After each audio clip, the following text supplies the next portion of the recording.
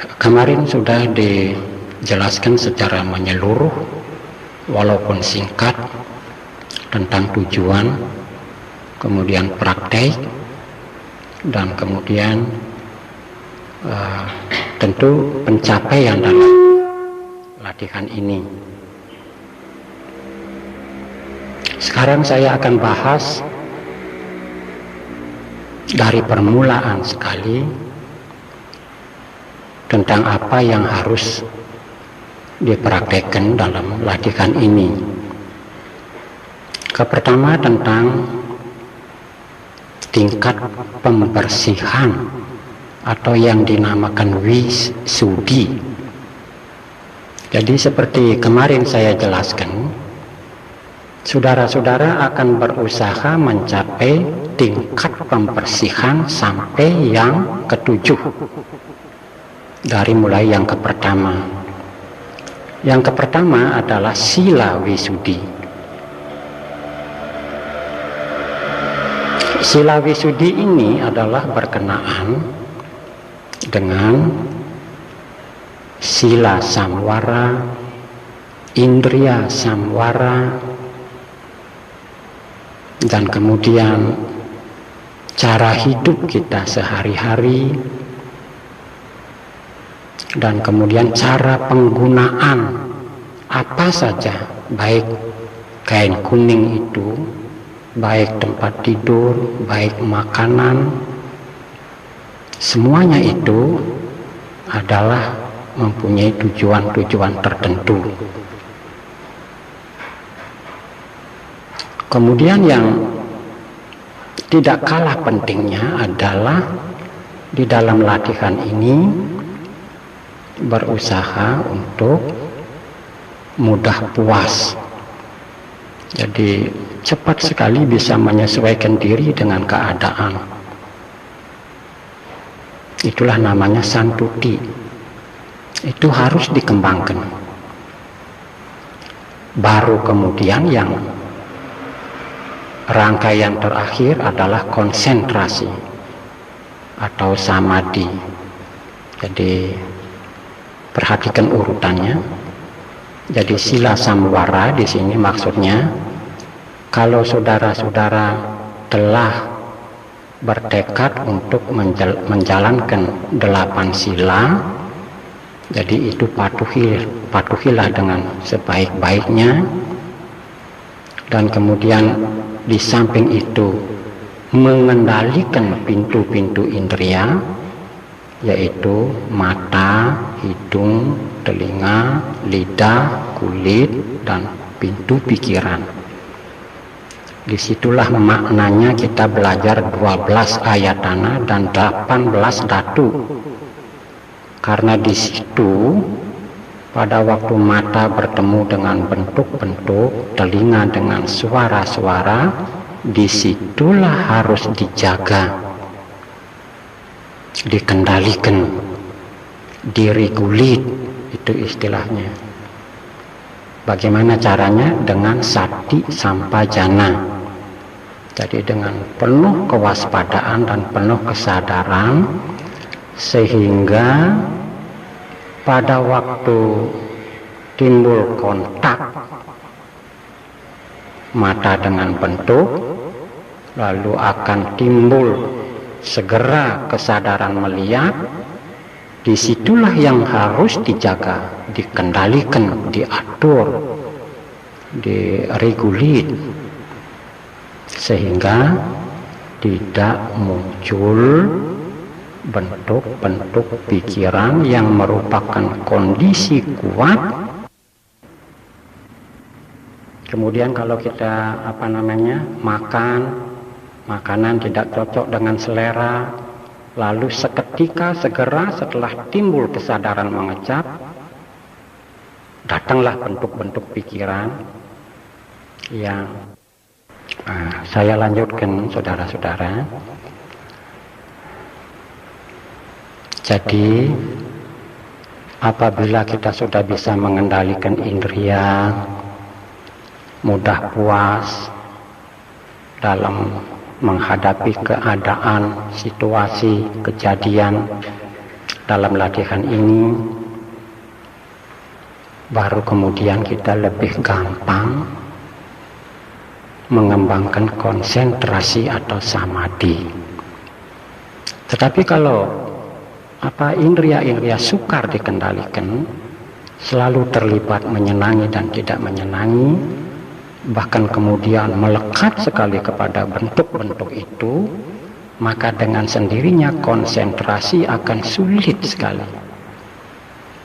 Itulah masalahnya kenapa sila wisudi ditaruh paling depan atau paling pertama.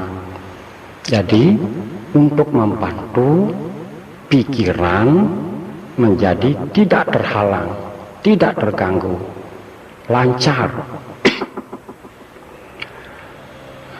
Kalau pikiran sudah tidak mendapat gangguan dan lancar, jadi ketika saudara-saudara konsentrasi kepada perut yang naik dan turun, atau nafas yang masuk dan keluar, maka konsentrasi Anda tidak terganggu.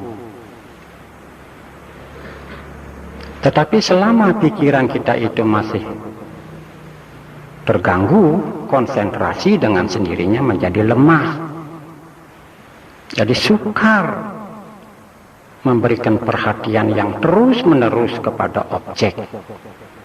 Ya akhirnya baru saja beberapa detik saudara memperhatikan nafas atau perut yang bergerak naik dan turun, lalu pikiran diganggu. Diganggu oleh apa? Diganggu oleh rintangan-rintangan atau panca niwarana. Kadang-kadang timbul yang disebut kama canda, keinginan nafsu. Kadang-kadang diganggu oleh bentuk-bentuk pikiran yang membenci atau wiyapada. Kadang-kadang lalu diganggu oleh rasa malas, lesu, tumpul sekali rasanya, beku sekali rasanya pikiran ini sehingga sulit dikonsentrasikan. Ya kadang-kadang diganggu oleh yang disebut ketakutan, atau dalam bahasa asing itu worries atau paliboda. Jadi ketakutan, takut akan di rumah tidak selesai ini, tidak selesai itu, takut nanti kalau punya anak pulang perlu ini, perlu itu, takut kalau ada yang janji-janji belum diselesaikan. Itulah namanya ketakutan. Macam-macam. Takut dengan penyakit. Jangan-jangan nanti saya kok sudah merasa tidak enak badan. Biasanya saya kalau begini mesti periksa dokter. Sekarang di sini saya bagaimana? Timbullah kewas-wasan. Macam-macam. Itulah yang mengganggu konsentrasi.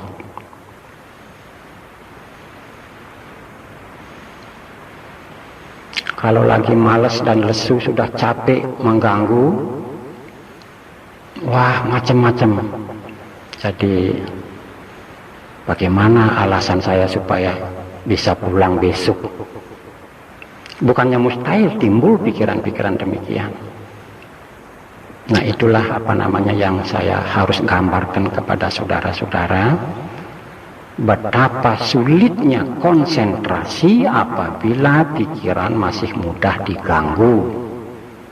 Maka oleh karena itu, walaupun diganggu, sekarang kita berusaha untuk menyadari macam bentuk atau lebih-lebih jauh lagi sifat daripada gangguan itu. Kalau muncul yang berhubungan dengan nafsu, itu kama canda. Kalau berhubungan dengan ketidaksenangan, ketidakpuasan atau kebencian, itu wiyapada. Begitu seterusnya. Menyadari dengan berkali-kali demikian,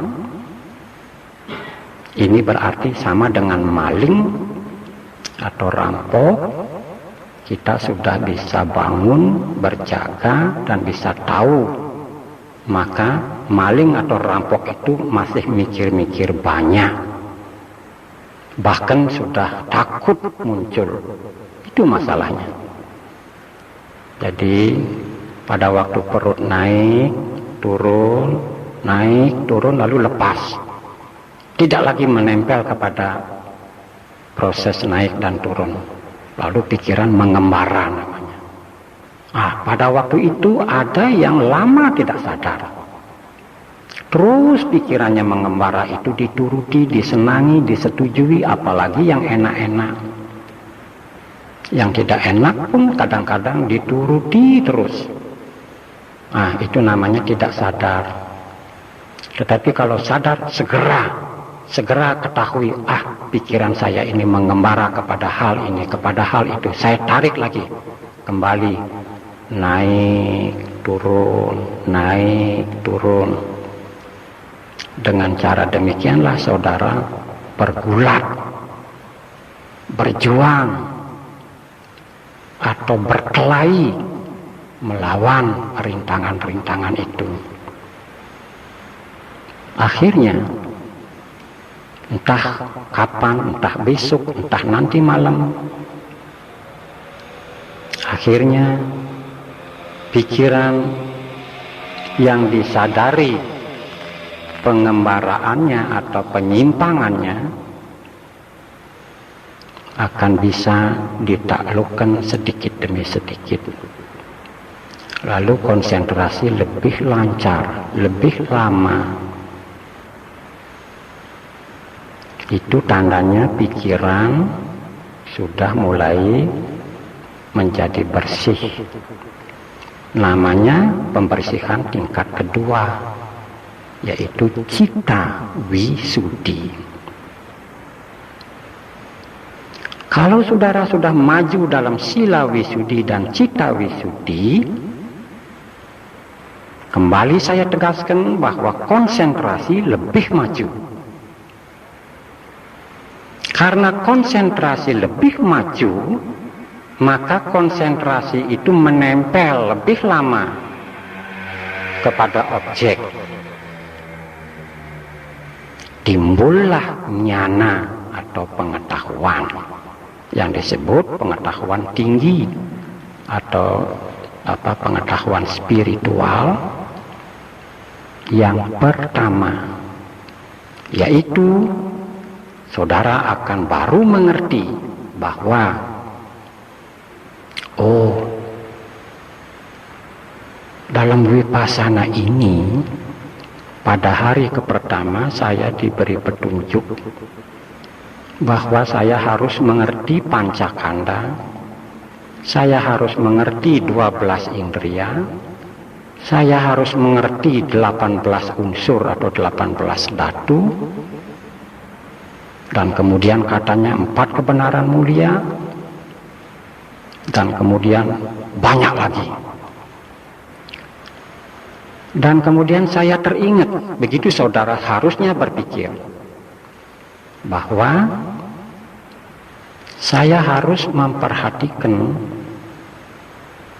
segala sesuatu yang muncul melalui pintu-pintu indria. Apakah melihat, apakah mendengar, apakah mencium, apakah mengecap, apakah menyentuh, apakah berpikir. Tetapi itu sulit semuanya. Maka oleh karena itu rupanya kita peserta ini untuk pertama kali, karena terlalu sulit untuk menyadari semua fenomena-fenomena yang muncul melalui kontak mata, kontak telinga, kontak hidung, kontak lidah, kontak kulit, dan kontak pintu pikiran. Sulit sekali. Rupanya karena itulah kami diberikan instruksi yang paling mudah, yaitu mengamati kontak badan. Jadi saudara belum mendapat penjelasan tentang bagaimana kontak mata, kontak telinga, kontak hidung, kontak lidah. Pertama sekali kontak badan. Mengapa? Karena itu yang paling jelas, paling nyata. Pada waktu berdiri, pada waktu jalan, pada waktu duduk, pada waktu makan. Terutama pada waktu duduk, saudara dianjurkan untuk mengamati proses gerak-gerak jasmani. Jadi jasmani itu berproses, bergerak. Pada waktu duduk, saudara disuruh memperhatikan nafas yang masuk dan keluar. Karena nafas itu masuk badan nafas. Terutama kemudian disuruh memperhatikan perut naik dan perut turun, itu badan.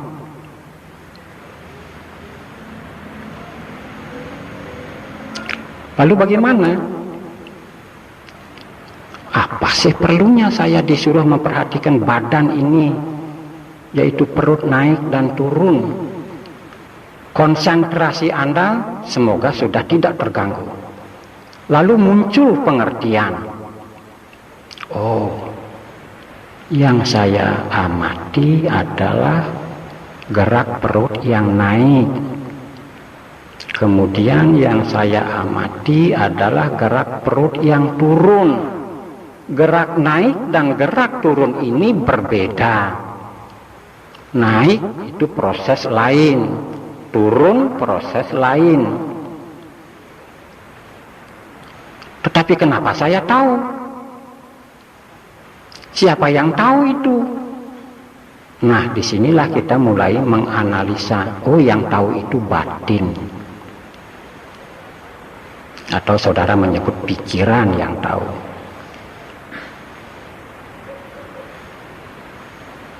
Kalau begitu, yang kita bisa amati ke pertama sekarang ini adalah proses badan, terutama di perut, yang bergerak naik, bergerak turun, dan kemudian yang mengetahui gerak naik itu dan yang mengetahui gerak turun itu. Jadi seolah-olah ada dua proses. Yang diketahui yaitu badan, dan yang mengetahui yaitu batin. Inilah dinamakan nama rupa pariceda nyana. Jadi sekarang Anda sudah mulai memperhatikan ke dalam atau introspeksi. Mungkin istilah Hindu disebut pratyahara. Melihat ke dalam, tidak melihat keluar, tapi yang dilihat ini perut naik turun. Akhirnya muncul pengetahuan tentang nama rupa pariceda nyana. Saudara-saudara seyogianya mengerti bahwa hidup dan kehidupan ini yang disebut panca skanda, maka rupa kanda badan ini tergolong materi. Lalu yang lainnya, perasaan, pencerapan, pikiran, dan kesadaran itu tergolong batin. Itu disebut dalam bahasa Pali nama. Sedangkan jasmani ini disebut rupa. Nah, mudah-mudahan jelas. Oh, yang disebut hidup dan kehidupan ini hanya ada dua proses. Dua kejadian terus-menerus, sambung menyambung, tak putus-putusnya, yaitu proses jasmani dan proses batin. Jasmani yang diketahui dan batin yang mengetahui. Saudara pun akan mengetahui bahwa proses badan ini tidak mampu mengenal batin, tetapi hanya batin mampu mengenal jasmani.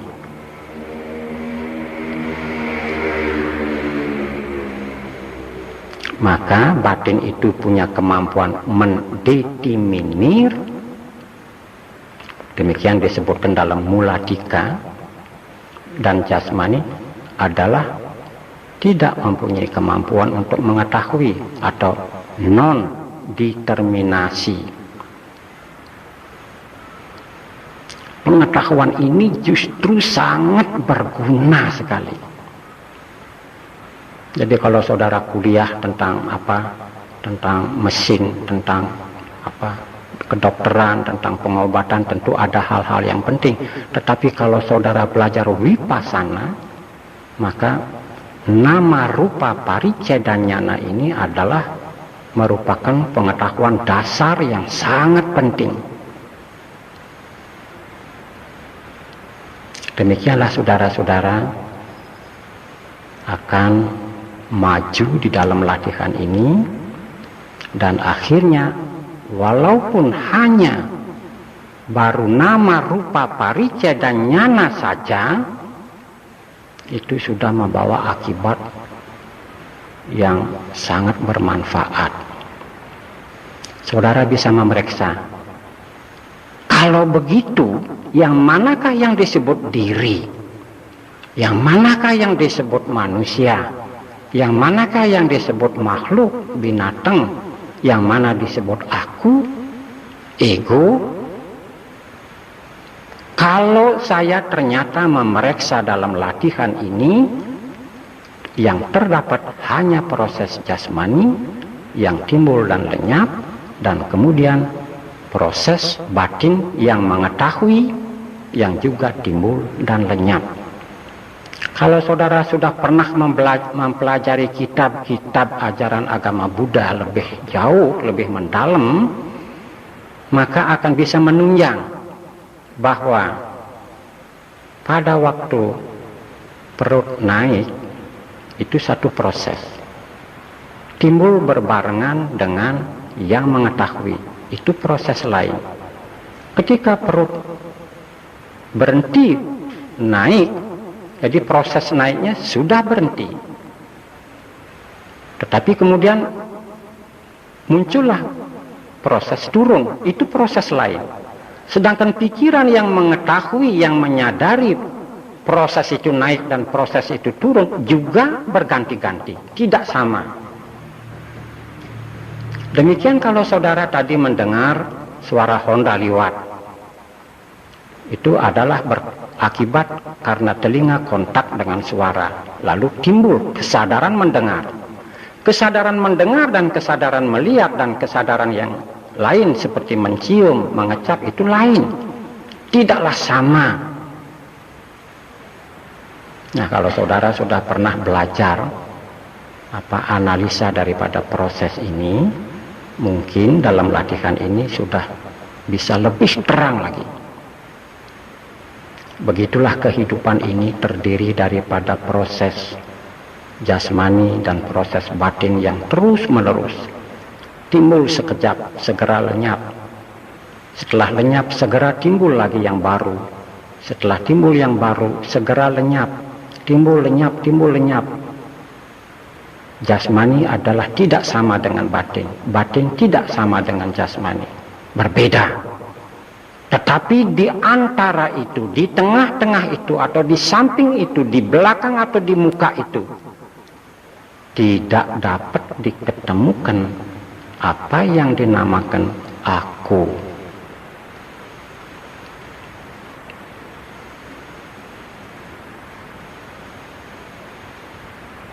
Jadi inilah pengetahuan yang sangat berharga sekali. Tanpa mencapai pengetahuan dasar ini, tentu saudara akan sulit mencapai tingkat-tingkat pengetahuan yang jumlahnya lagi 17. Ini baru pertama, nama rupa pariceda nyana. Padahal para siswa wipasana harus berjuang minimal mencapai nyana tingkat 4, udaya baya nyana. Tetapi kalau bagi mereka yang serius dan sungguh-sungguh sekali, berusaha sampai tingkat nyana ke-14. Kalau dari 14 ke 18 itu memang sulit. Jadi satu demi satu pengetahuan saudara harus manfaatkan dari lemah kemudian menjadi matang dan kemudian menjadi sempurna. Sebab tiap-tiap pengetahuan itu selalu dalam 3 tahap.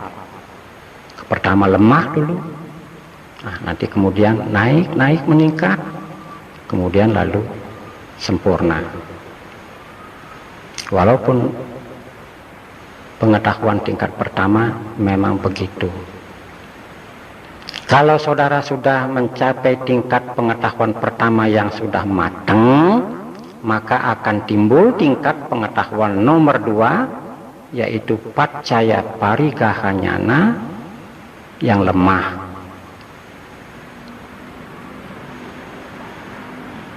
Jadi begitu proses latihan ini. Sebab kalau saudara hanya baru dapat nyana yang pertama, akan kemungkinan besar masih timbul ragu-ragu.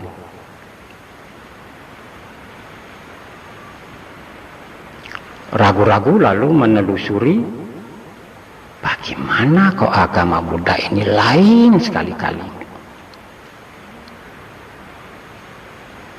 Kalau agama lain gampang sekali. Ada sebab pertama, ada Tuhan yang maha kuasa, maha pencipta, maha adil, maha sayang, maha tahu. Ini kok agama Buddha ini bagaimana? Akan timbul keraguan begitu. Maka tunggu sampai nanti nyana yang kedua yang disebut paccaya parigahanyana itu muncul. Kalau paccaya parigaha ini muncul, maka saudara mulai tahu bahwa semua proses, semua kejadian, baik pada jasmani dan batin, mutlak harus ada sebab, mutlak harus ada kondisi, mutlak harus ada syarat. Kalau tidak ada sebab, tidak ada syarat, tidak ada kondisi, maka tidak mungkin ia lahir, muncul, atau terciptakan. Itulah yang dinamakan paccaya parigahanyana. Itulah yang dinamakan paccaya parigahanyana. Jadi kalau saudara duduk itu sudah mempunyai sebab dan syarat dan kondisi banyak. Tidak satu kondisi. Bisa duduk bersila karena kaki tidak rematik. Karena kaki sudah tidak semutan. Kalau semutan sakit sekali, tentu tidak bisa bersila. Dan kemudian berjalan juga begitu. Kalau kaki saudara lumpuh, tentu tidak bisa berjalan. Jadi harus kaki sehat, atau walaupun sakit masih bisa bertahan. Itu semuanya kondisi dan sebab.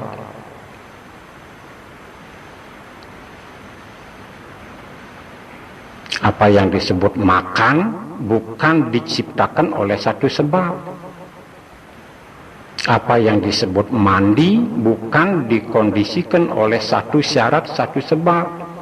Banyak sebab, banyak syarat. Tidak disebabkan oleh sesuatu yang tunggal. Maka oleh karena itulah Buddhisme tidak menyetujui konsep tentang penciptaan dari sebab yang tunggal. Saudara, untuk mendapatkan pengetahuan ini dianjurkan tidak melalui membahas seperti apa yang diuraikan tadi, tetapi dianjurkan melalui praktek yang disebut bawana mayapanya. Kalau saudara belajar dari buku, itu disebut mengembangkan sutta mayapanya dari buku. Kalau membahas itu dari cinta mayapanya. Tetapi sekarang dalam praktek ini Anda disebut mengembangkan bawana mayapanya. Jadi mengamati langsung supaya bisa menembus, membuktikan. Saudara, baru sampai tingkat pengetahuan yang kedua yang disebut pacaya parigaha itu sudah tinggi sekali filsafatnya. Jadi kalau saudara bertanya, kalau begitu Yesus Kristus atau Buddha Gautama siapa yang menciptakan? Nabi Muhammad siapa yang menciptakan? Jadi kalau agama lain mudah sekali. Segala sesuatu diciptakan oleh Tuhan.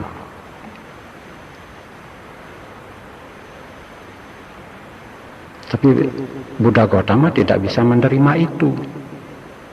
Buddha Gautama diciptakan oleh tenaga karma yang tentunya masih bersekutu dengan awija atau avidya, bersekutu dengan tanha atau kemelekatan, maka terbentuklah tenaga karma yang dahsyat sekali yang menyebabkan terciptanya kelahiran.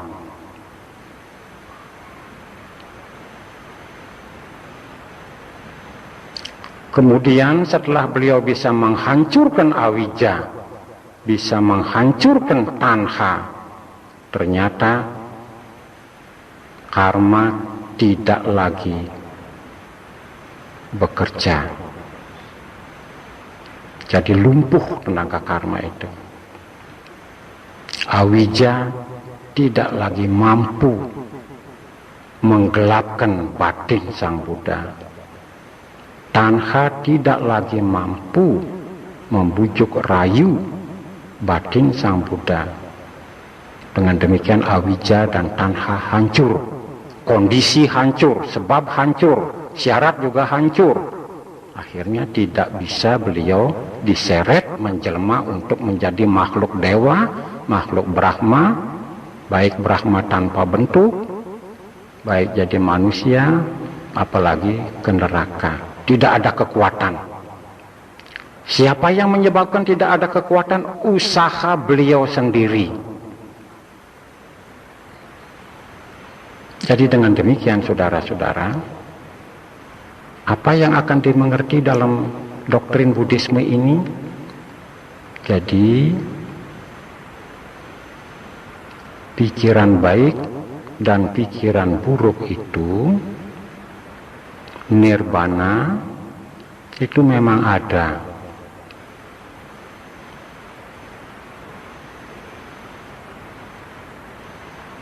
Bukan diciptakan oleh Sang Buddha. Kalau ada umpamanya metta, karuna, mudita, upeka itu bukan diciptakan oleh Sang Buddha. Itu memang ada. Tapi Sang Buddha menemukan. Tapi khusus tentang pribadi dan kelahiran ini, itulah ulahnya avidya, kebodohan dan tanha.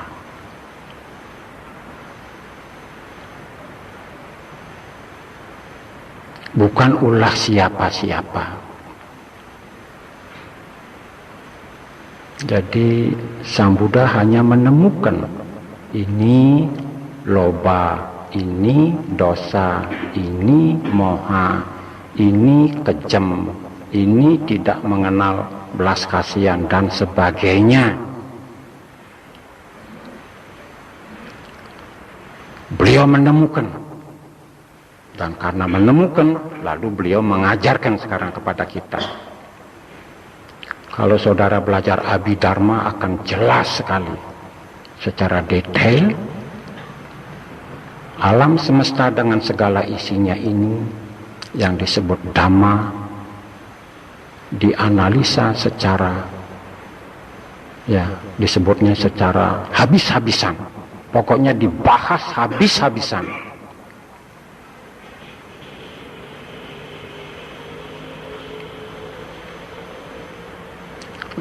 Saudara-saudara, jadi latihan ini akan membawa manfaat banyak sekali dan besar sekali.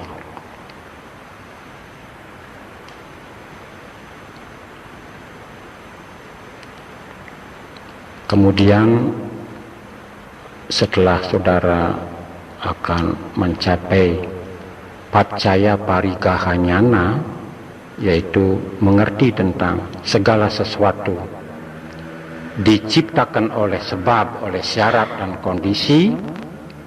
Apabila sebab, syarat dan kondisi itu tidak hadir, tidak ada, maka tidak ada ciptaan.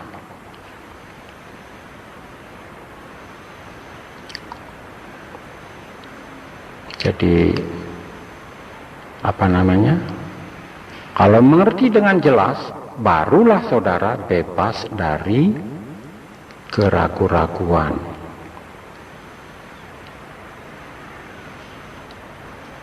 Jadi kalau ada yang bertanya, lalu Anda siapa yang menciptakan? Saya diciptakan oleh avidya, oleh tanha, oleh karma, oleh pikiran, oleh makanan, oleh temperatur.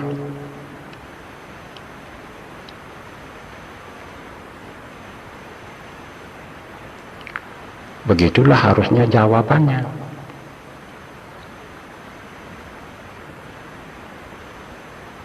Sama seperti pertanyaan, siapa yang membuat roti ini?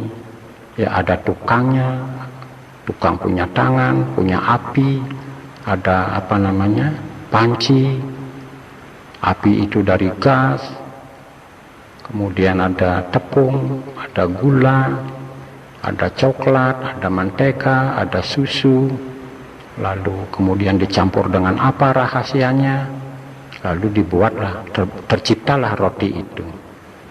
Kalau Anda mengatakan bahwa roti itu dibuat oleh hanya si tukang roti tok, itu namanya kurang luas.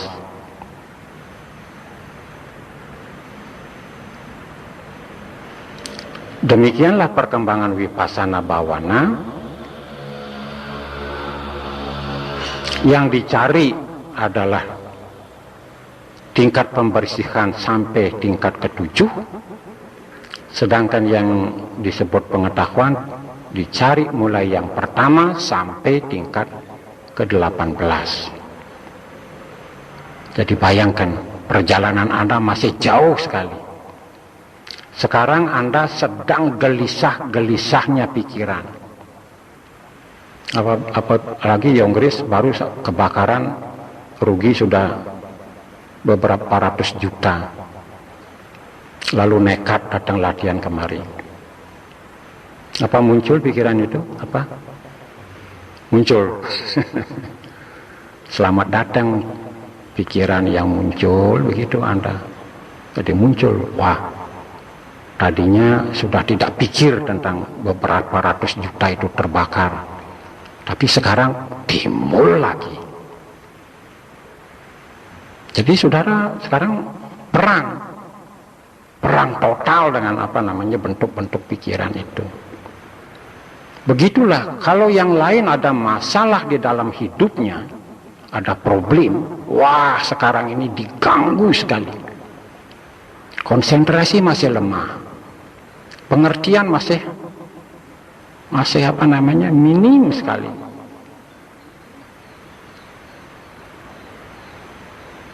Jadi memang hari pertama, hari kedua ini sedang bingung, gelisah.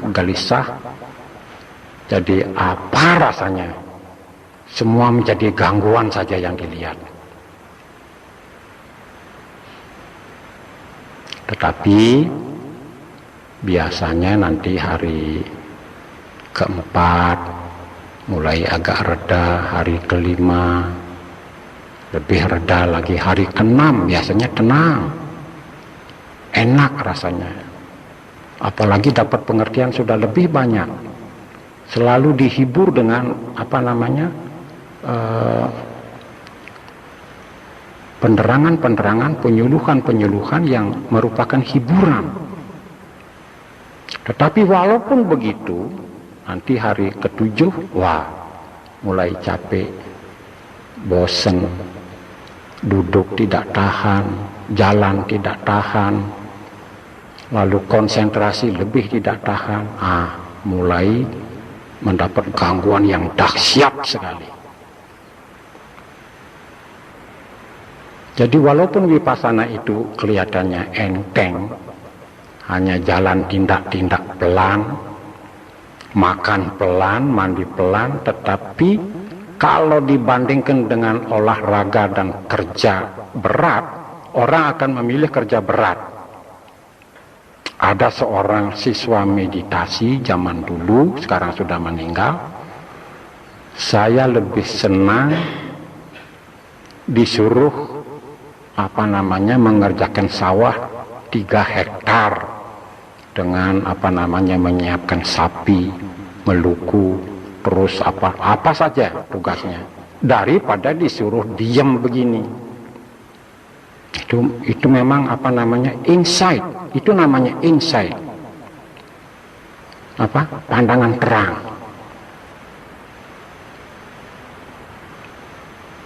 Kalau ada orang yang mengatakan, wah vipassana itu gampang sekali, ngantuk tidur, capek diem, apa lagi? Kan tidak ada pekerjaan apa-apa, teng makan, jam 11 makan lagi. Itu ada juga seorang siswa meditasi yang demikian, desanya di Beratan. Pernah jadi kepala desa dia meditasi, sangat dipandang enteng sekali, gampang sekali, karena dia memang tidak pusing dengan apa yang harus dicapai.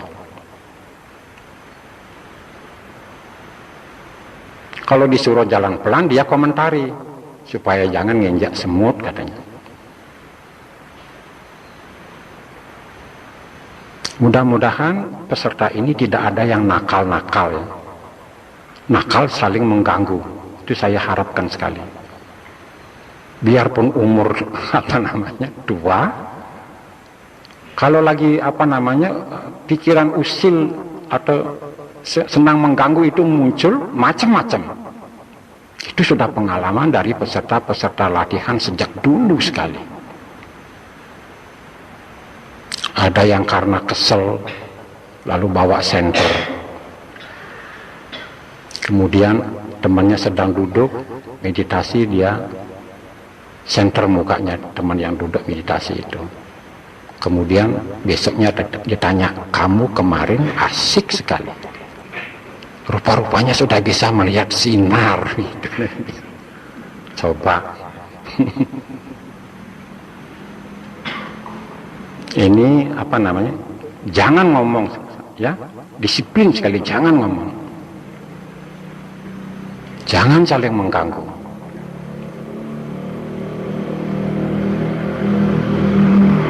Karena latihan ini adalah latihan yang keramat sekali, agung sekali. Kalau saudara bisa mencapai dalam latihan ini hanya sampai udaya baya nyana yang keempat, sudah baik sudah. Dan itu sudah bisa berfilsafat yang tinggi sekali. Bayangkan kalau pacaya parigraha nyana itu sudah harus bisa menghapus pandangan keliru tentang adanya sebab hanya satu tunggal, yaitu sebab pertama. Pencipta hanya satu tunggal, yaitu Yang Maha Kuasa. Tidak ada banyak sebab, banyak syarat, banyak kondisi.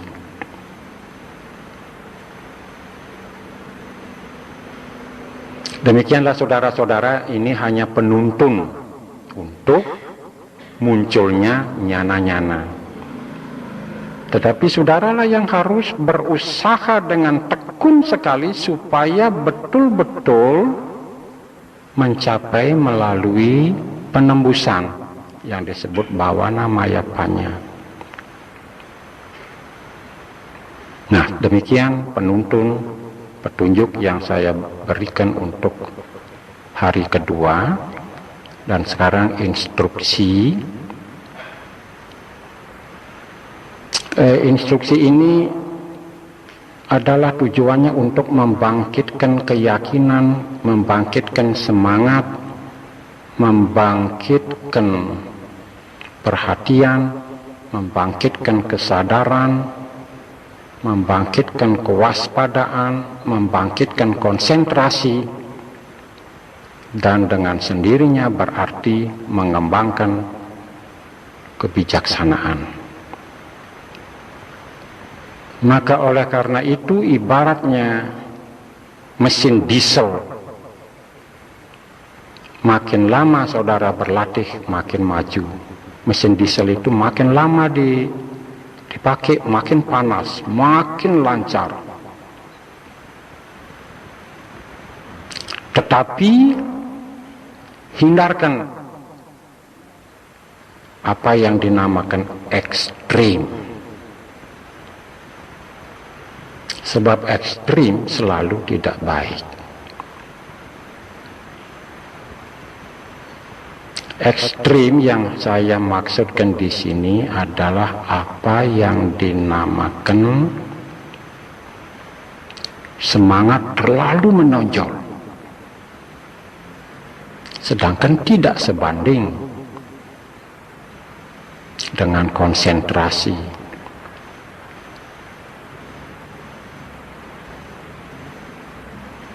Lalu akan terjadi kepincangan. Tetapi juga mengendurkan usaha itu juga ekstrim. Dan akibatnya terang, jelas sekali. Kalau sudah mengendurkan semangat, usaha, maka rintangan akan lebih banyak ganas masuk ke dalam batin. Jadi ambillah jalan tengah. Kemudian dalam tidur juga tidak boleh over exercise, tidak boleh. Jadi bertanding seperti apa yang saya katakan tadi, hanya karena merasa tidak mau kalah dengan yang lain, lalu bertanding melampaui kemampuan, kondisi, syarat-syarat yang ada, itu juga ekstrim. Maka harus tengah-tengah. Jadi kan sudah diatur. Biasanya kalau orang latihan 6 jam dulu. 6 jam tidur boleh. Itu dipandang cukup dalam latihan. Nah, nanti sedikit demi sedikit kurangi sampai 4 jam. Itu kalau sudah dieselnya maju sekali. Kalau sudah seimbang, keyakinan, semangat, usaha, daya upaya, perhatian, kewaspadaan. Ada yang cenderung untuk menjalankan pertapaan yang ekstrim. Makan sedikit sekali. Seketika nanti di dalam perutnya akan muncul ayam. Kukuruyuk, begitu jadi kukuruyuk saja perutnya. Tidak boleh. Makan yang cukup. Kalau menurut aturan latihan meditasi ini, jadi makan kira-kira lagi 3 sendok, akan kenyang sekali, cukup begitu. Itu diatur. Makan yang sebanding, sayur, buah, apa yang ada, sebanding makan pelan, mengunyah dengan tidak tergesa-gesa, menelan. Itulah yang didambakan dalam latihan begini. Jadi bukan berlomba-lomba untuk tidak makan, tetapi kalau memang sudah mampu tidak mengganggu, silahkan. Tetapi juga jangan makan terlalu banyak, itu juga mengganggu. Itu hanya disuruh duduk memperhatikan nafas yang masuk dan keluar, atau gerak perut yang naik dan turun. Sekarang ditambah lagi, naik, turun, duduk. Jadi menyentuh pantat, menyentuh tempat duduk. Kemudian naik, turun, pantat menyentuh tempat duduk. Kemudian mungkin bosan, bisa begini, naik, turun, paha yang menyentuh tempat duduk, paha kiri, paha kanan, yang dekat dengan lutut ini, kemudian betis. Itu bisa divariasi. Yang penting mendidik kesadaran dan perhatian supaya perhatian itu sambung menyambung, tidak putus-putus, punya tugas yang aktif, memperhatikan dan menyadari sedapat mungkin apa saja. Bahkan nanti naik, berhenti, itu pun harus diamati. Berhentinya itu proses lain. Lalu kosong sebentar tidak bergerak, turun, itu pun harus disadari. Turun harus disadari, berhenti turun harus disadari, kemudian berhenti bergerak kosong harus disadari. Nah, kekosongan ini masih sulit sekarang, maka itu diganti dengan duduk, menyentuh, begitu.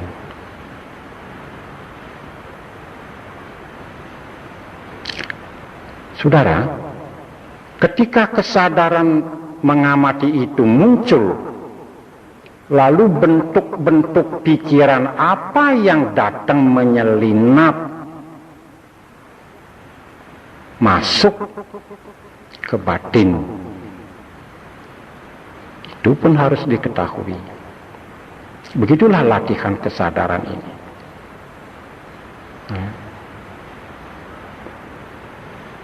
Nanti kalau saya sempat lagi turun, karena besok adalah hari purnama, saya kira umat-umat akan datang kemari untuk kebaktian dan khotbah. Maka saya tidak turun mengajar besok, tidak memanggil saudara-saudara. Tetapi melainkan kesempatan yang kosong besok itu digunakan untuk mematangkan, melemahkan pancaniwarana, kemudian setelah rintangan-rintangan batin itu mereda, konsentrasi lebih maju. Setelah konsentrasi lebih maju, saudara akan dapat mengamati proses jasmani dan proses batin lebih jelas, lebih terang, sehingga mengerti bahwa jasmani adalah lain, batin adalah lain, berbeda. Itu namanya nama rupa paricada nyana.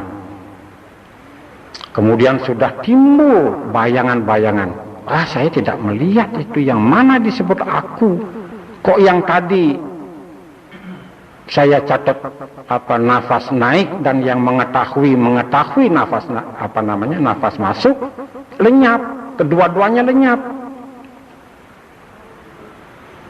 Kalau tidak bisa dilihat lenyapnya kedua-duanya, masih salah. nanti saudara akan gagal melihat hidup ini kosong dari aku, gagal.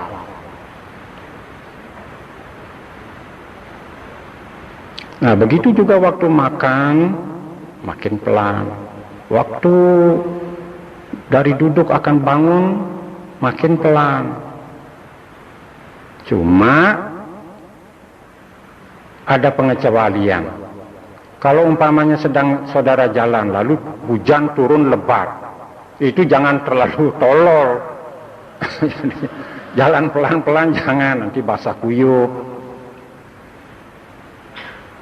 Jadi dengan demikian jalan, walaupun cepat. Tetap jalan.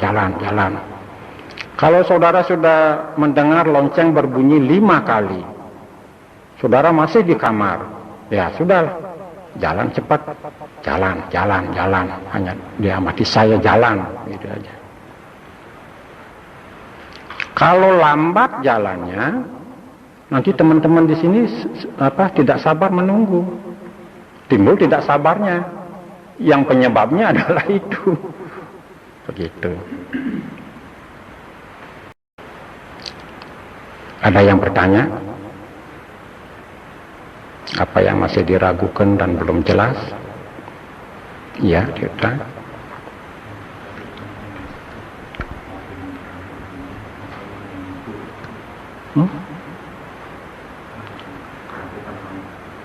Turun perut.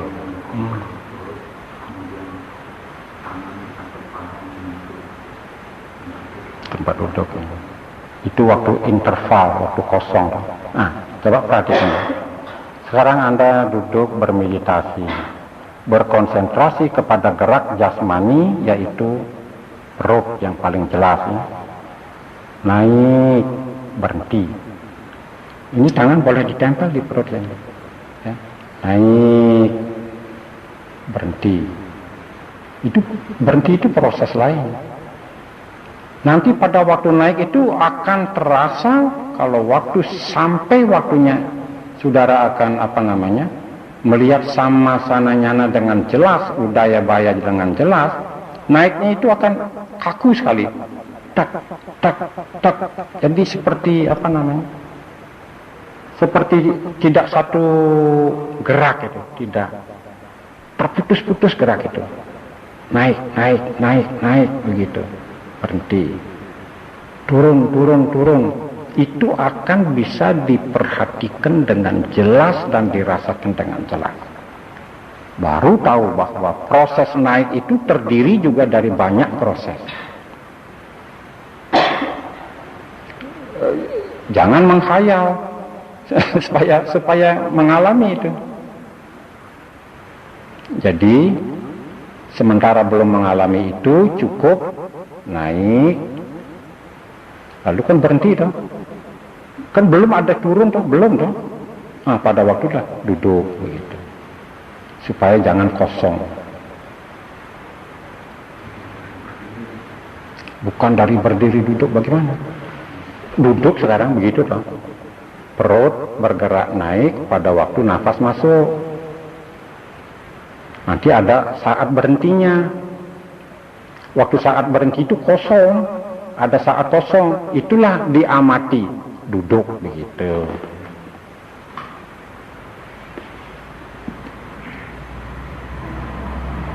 Ini hanya latihan, perhatian dan kesadaran, dilatih. Ya. Ya, siapa lagi bertanya? Saya kok bisa gitu ya? Semakin lama kok saya semakin nggak bisa. Gimana? Apa mundur saya ini ya? Begini ya. Bisa gitu. Begini ya. Nanti begini, nanti uraiannya ini bertingkat-tingkat uraiannya, Tante. Begini ya. Kalau kita punya batin sekarang sedang tertarik sekali dengan nama rupa, jasmani dan batin sedang tertarik sekali, akan bisa dilihat proses itu sepotong demi sepotong jelas.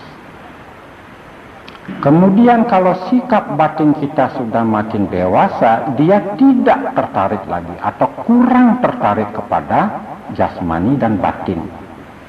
Pada saat itu proses tidak kelihatan jelas. Begitu. Bisa dimengerti? Umpamanya begini ya. Ada orang yang punya mobil baru sekali. Dia petani, miskin. Paling-paling kalau dia punya mobil itu mobil-mobilan yang dari gerobak gitu, ya. Miskin orangnya. Tapi tiba-tiba jual tanah seperti orang di Bali Selatan, miliar. Coba bayangkan orang miskin sekarang jual tanah miliar. Lalu dia beli mobil. Mobilnya datang baru, wah, tidak bisa tidur dia itu memikirkan mobil baru itu. Luar biasa, dia beli 100 juta atau 300 juta Mercy pamannya. Dia lihat saja, dia perhatikan saja. Kalau diam, setirnya dipegang-pegang, mesinnya di muka, tempat duduknya dikagumi. Tertarik sekali dia. Jadi jelas sekali kelihatan mobil itu. Tempat duduknya, lampunya jelas sekali, terbayang lagi. Tapi nanti kemudian dia sudah bosan, sudah sudah jemu dengan mobil itu. Tidak perhatikan lagi. Habis nyetir ya, sudah selesai sudah. Bahkan tabrakan kalau orang sudah kaya ya, tabrakan dia tidak gubris ya sudah. Wah kalau kita nangis nanti urut lutut kan gitu kan. Itu cirinya bahwa batin kita masih melekat dengan benda itu. Paham kan? Kemudian kalau sudah tidak melekat lagi, sudah kurang, acuh tak acuh. Begitu juga proses vipassana ini dari nyana tingkat pertama sampai nyana tingkat ke-5 begitu, masih masih batin kita masih termasuk tergolong tertarik, melekat dengan jasmani dan batin. Nanti lewat itu mulai tidak tertarik, kabur. Ya ini terlalu jauh tante ini ya, terlalu jauh ini. Untuk yang permulaan banyak. Ada lagi yang bertanya? Ya, Yongris. Kalau pada saat kita konsentrasi sama nafas nanti baru tiba-tiba misalnya rasa mengantuk itu menyerang, misalnya habis makan siang tadi, tidak gitu. Apa yang harus kita lakukan? Ya jalan.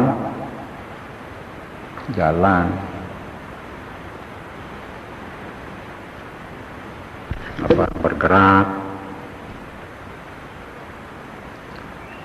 Keluar di udara terbuka, lihat langit, lihat laut, gosok mata, gosok telinga. Bagaimana? Cuci muka kalau tidak tahan. Kalau memang tidak tahan sekali ya obati saja dengan tidur. Apalagi tidurlah. Tapi ya seumur Yonggris belum pantas begitu. Belum pantas. Kalau dulu kita ini sampai umur 50 tahun ke atas masih gesit sekali. Begitu.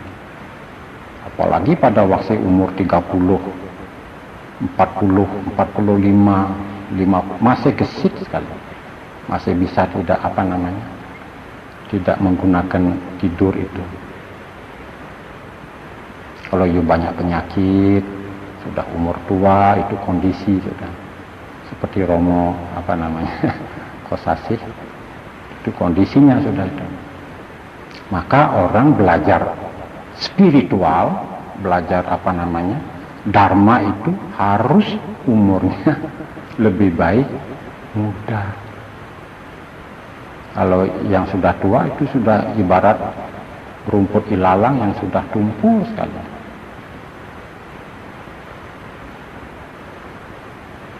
Dulu pada waktu saya umur 35-40 tahun waktu latihan di Bangkok, sanggup duduk 5 jam tanpa berubah sikap. 5 jam. Bukan hanya satu kali, tiap-tiap duduk 5 jam. Tentu mulainya dari 1 jam, 2 jam ditingkatkan 3 jam, 4 jam, 5 jam.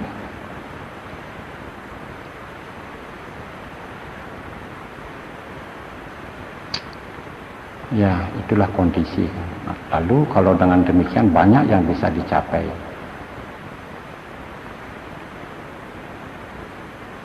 Nah, sekarang saya bukan menganjurkan begitu lomba duduk lama-lama, tidak. Jadi meditasi ini tidak semata-mata mesti lomba duduk lama-lama supaya bisa seperti patung itu sudah 10 tahun masih tetap tidak bergerak. Itu kalau patung itu kan tante lihat ya, enggak berkedip matanya, enggak bergerak. Jadi kalau kita tidak begitu maksudnya, nanti ada maksud yang lebih utama, yaitu untuk mencapai keadaan pikiran yang disebut samahito, parisuddho, dan kamanya. Itu tujuannya.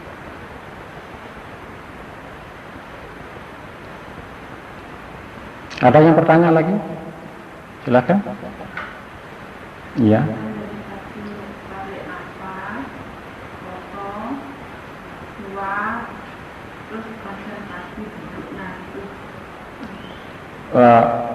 Amati pada waktu kosong, tidak ada proses naik dan turun, kan kosong itu namanya interval, saat kosong. Pada waktu itu perhatian ditujukan kepada sikap duduk, pantat menyentuh tempat duduk, begitu. Ya.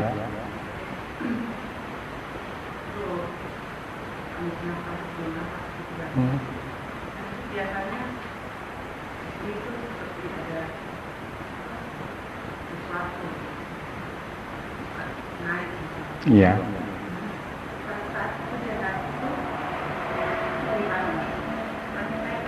Apa itu? Apa yang naik itu?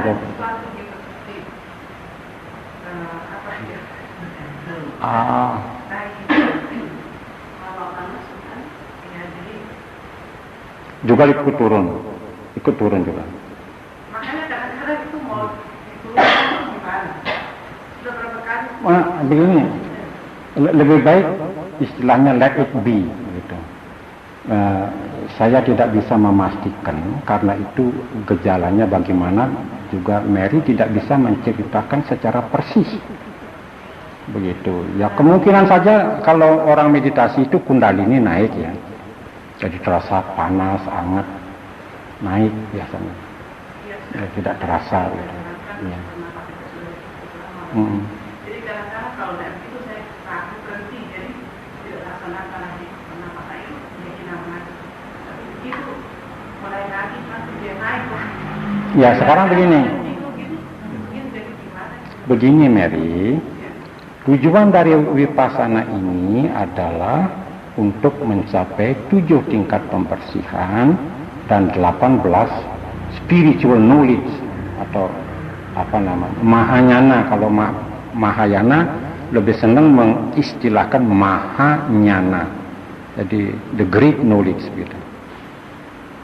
Kalau dari sudut Theravada cukup nyana saja. Jadi tingkatannya sanya pencerapan, nyana pengetahuan. Saya sudah menguraikan kemarin kan? Sanya artinya mencerap, kita tahu ini perut naik turun, kita tahu, itu namanya sanya. Nyana tahu bahwa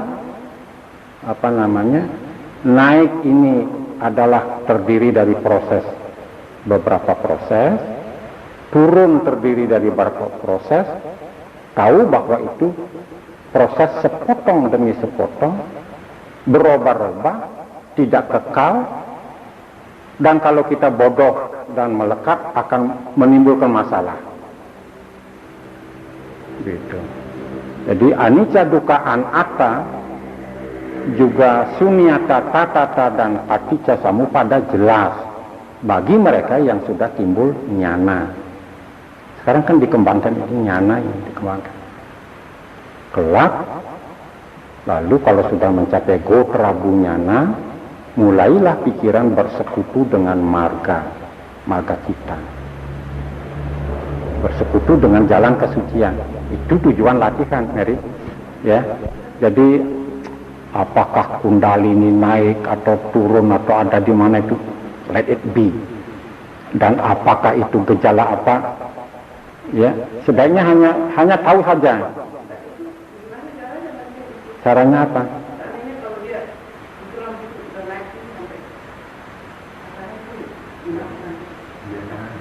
Nah, dibiarkan saja, apa namanya? Jangan dipikir. Itu caranya. Apa namanya? Sebab tugas sekarang kita kan memperhatikan naik dan turunnya perut sampai timbul pengetahuan seperti pacaya nama rupa paricedanyana dan pacaya parigahanyana. Kalau ini kan gejala lain. Jadi kalau itu pun diperhatikan, saya mengetahui ada apa-apa naik, saya mengetahui ada apa-apa turun, begitu. Jadi yang diketahui naiknya dan turunnya berarti ada naik, ada turun, seperti perut ini.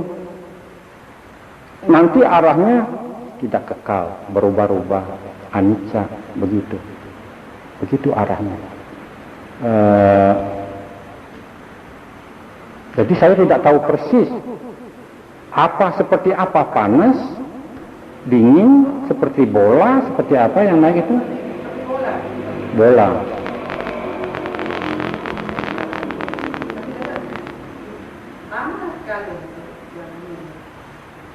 Mungkin ada gejala apa?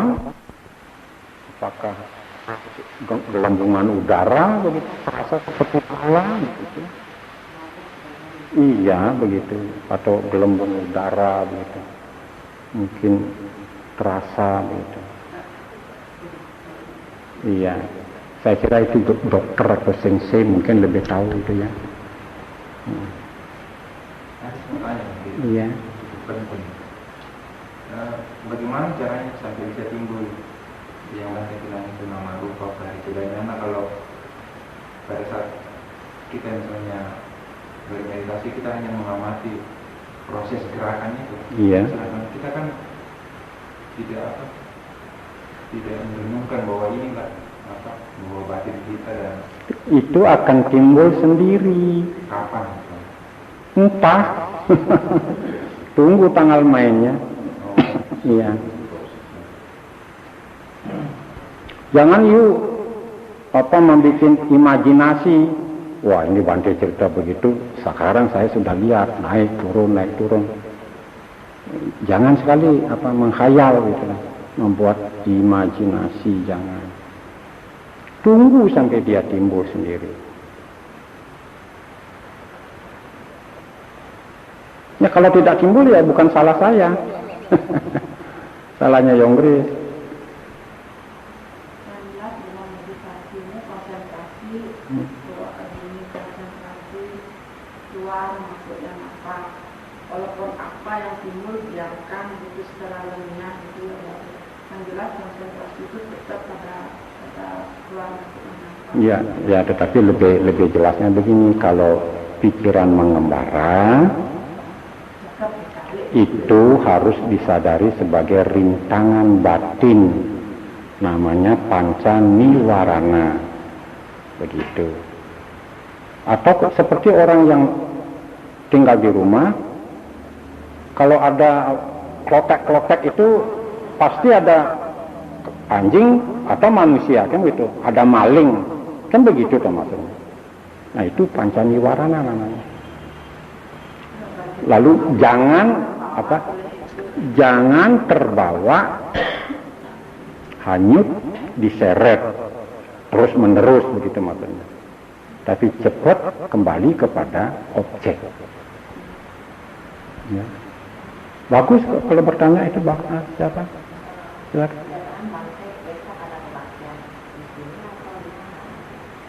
Ya kalau apa kebaktiannya banyak orang, wah terpaksa di sana di rumput itu.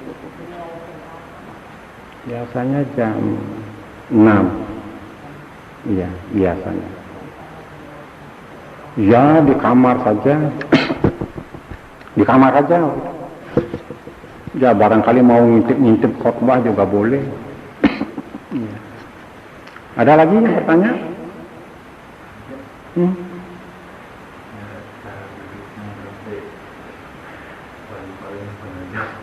Iya itu kan namanya 1 jam itu berusaha kan begitu. Nanti kan saya perhatikan, oh ini rasanya sudah bisa 1 jam penuh, sudah tidak geringgingan, tidak semutan, tidak gelisah. Lalu instruksinya tambah jadi 1,5 jam duduk begitu, ya luas sekali.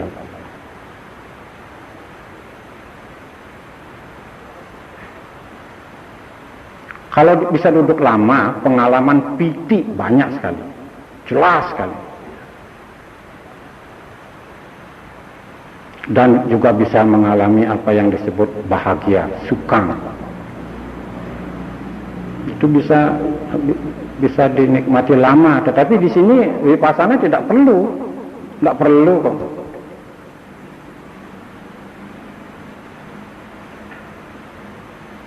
Bagaimana cerita maksudnya? Hah? Ya.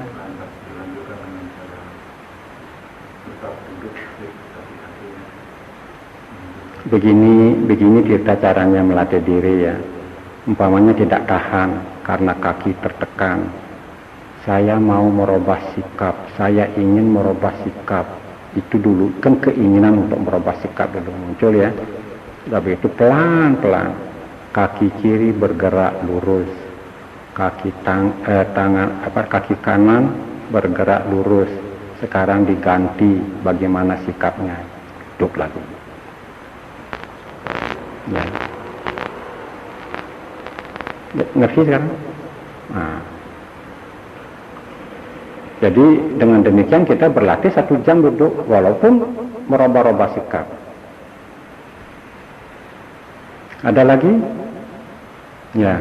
Nah, kalau tidak ada, ya. Kalau apa yang harus kita amati kalau kita ingin tidur di manusia? Ya. Tentunya ingin tidur, ngantuk. Ini akan tidur loh, bukan berusaha menahan ya. Lalu duduk di tempat tidur, badan mulai rebah, kaki lurus atau apa, kemudian naik turun perut itu lagi sampai sudah lupa, tidak tahu lupa. Tapi kalau waktu sudah rebah itu pikiran melayang-layang, bangunlah lagi. Itu bukan apa namanya, bukan ngantuk itu.